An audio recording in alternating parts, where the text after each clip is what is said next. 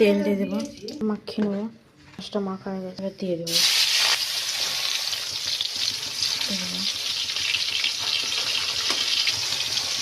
ভাজা হয়ে গেছে, এবার নামিয়ে দেবো।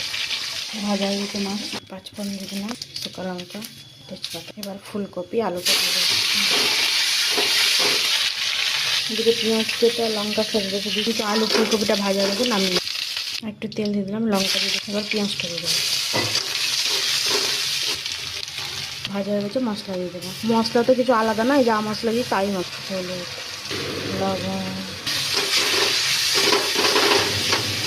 ফুলকপি আলুটা দিয়ে দেবো, ভালো করে ভাজা। টমেটো দিয়ে দেবো, ভাজা হয়ে গেছে, এবার জল দিয়ে দেবো।